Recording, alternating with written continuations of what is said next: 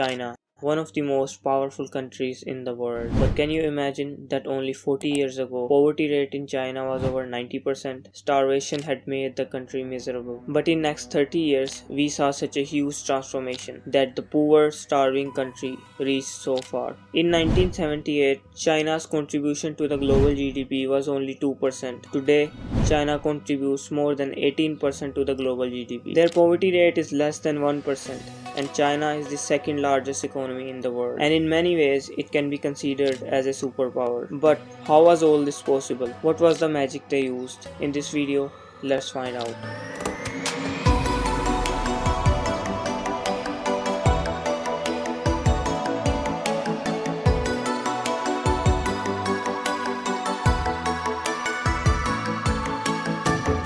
China is world's fourth largest country. Because of its size, China used to be a very successful and powerful kingdom till 19th century, and after that it was affected by colonialism. Although the British could not fully occupy China as they did with India, but still China was looted in many other ways. This is the reason why a period from 1938 to 1949 is remembered as a century of humiliation by the Chinese. It all started in 1839 when British India Company began exporting opium to China. Opium, a drug to which many Chinese people got heavily addicted, and the entire Chinese society was destroyed. After this, many treaties were forced upon China, per which China had to hand over a significant portion of land and its ports to the British. Then in 1850, a terrible civil war broke out, called Taiping Rebellion. Millions of people were killed. Fast forward 40 years, in 1894, the first Sino-Japanese war happened. China and Japan went to war over territory.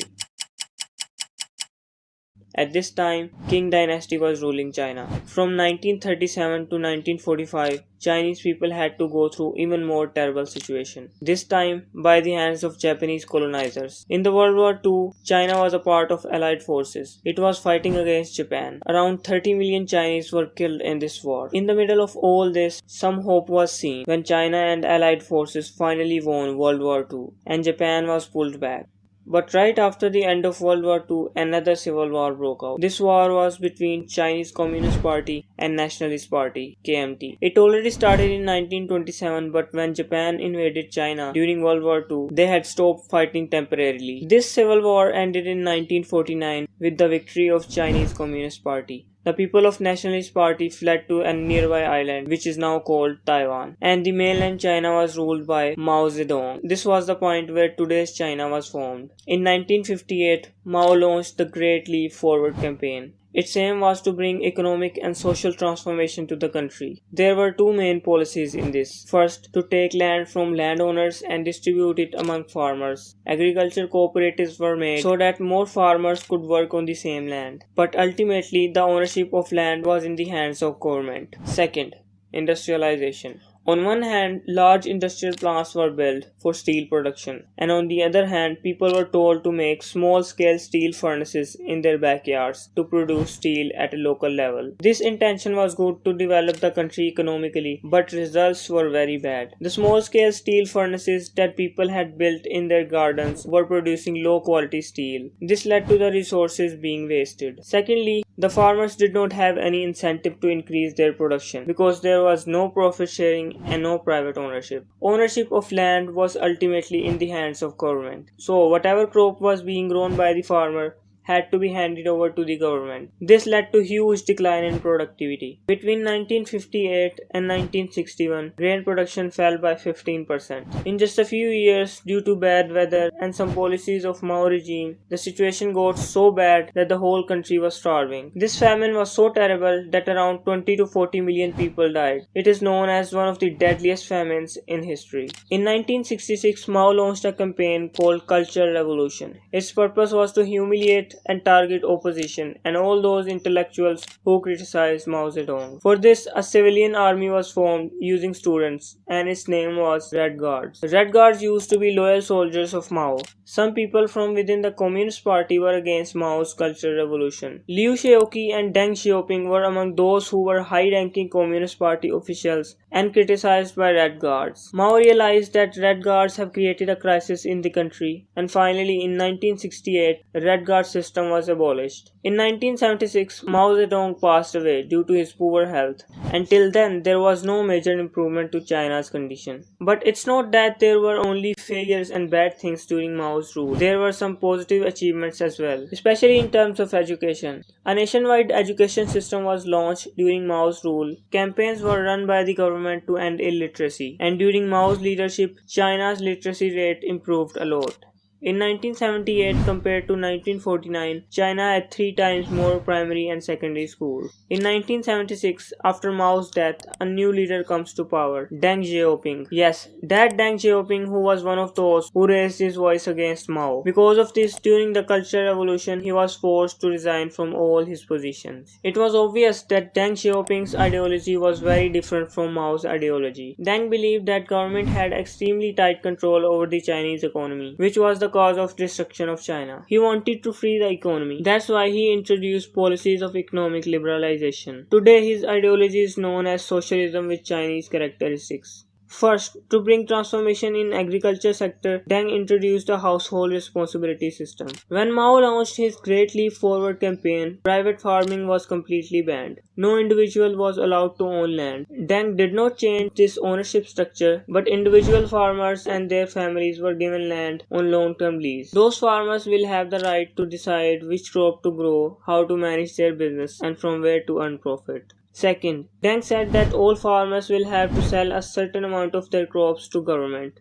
But after meeting the quota, they can sell excess produce wherever they want. So this motivated the farmers and their productivity increased. Deng Xiaoping used the same ideology in factories. Before this, during Mao's leadership, the responsibility to manage industrial factories in China were given to the members of Communist Party. But under Deng's leadership, the responsibility was shifted to workers and managers. This allowed them more freedom to decide what they want to produce, their production target, the prices at which they want to sell their products, and the salaries they would have. Once again, the workers working in the factories got an incentive to work harder. Workers developed a sense of ownership and accountability. During Mao's leadership, there was a lot of centralized planning, a person sitting on the top directing everything. But during the time of Deng, there was decentralization. More freedom was given in the economic sense. Because of all these policy measures, millions of people started coming out of poverty. Grain production in China doubled between late 1970s and mid 1980s. In 1986, a compulsory education law was introduced. For 9 years, free and compulsory education was right of every child in China. On top of that, government started spending more on people's education. In 1980, the money spent by the government on education was approximately 2% of GDP in China. By the 2010, it reached 4.1% of GDP. Not only that, China also focused on technical and vocational education. People were taught the skills they would actually need in their jobs. Because of all these measures, we saw an amazing improvement in literacy rate in China. In 1982, it was at 65% and in 2012 it crossed 95%. The next development strategy of Deng Xiaoping was township and village enterprises, also known as TVEs. The ownership of TVEs are held by township and villages. TVEs has been seen in almost every sector in China: textile, electronics, manufacturing, services, everything. In fact, a big example of TVE is Huawei Technologies. This company started as a TVE in the area of Shenzhen, but today it has become a global leader in telecommunication equipment. Another good example of this is the city of Guangzhou in China. Here, some local established small factories to make shoes. Slowly it expanded and became so big that today, shoe industry of Guangzhou is a major export sector in China. By the early 1990s, TVE were employing more than 100 million people in China, and around 20% of China's total industrial output was from TVEs. In 1980, Deng set up a special economic zone in China in which tax incentives were given and bureaucratic process was made easier. Less regulations were imposed so that foreign investment could flow into the country. Here, the labor was cheap, people were skilled, only a little bureaucracy, and people already had the experience required because of TVEs. Shenzhen became the first economic zone in China. This city used to be a small fishing village, but in few years, it became a major international metropolis. In 1980, Shenzhen's GDP was $0.3 billion, and in 2020, it reached $420 billion. To encourage foreign companies to come to China, an open door policy was made. China's economy was open to the world. This is called economic liberalization. It was done in China in 1978. Because of this, many international companies like Nike, Apple, Volkswagen set up their manufacturing facilities in China. In 1980, China's FDI was $0.06 billion, and in 2021, it exceeded $333 billion. Apart from all this, government also focused on infrastructure development. Public transport and railway lines were built, and along with this, government made scientific research a priority. The Deng introduced a crash training program for more than 8 lakh Chinese researchers. The money spent on research and development was gradually increased by the government, and in 2020 it crossed $500 billion.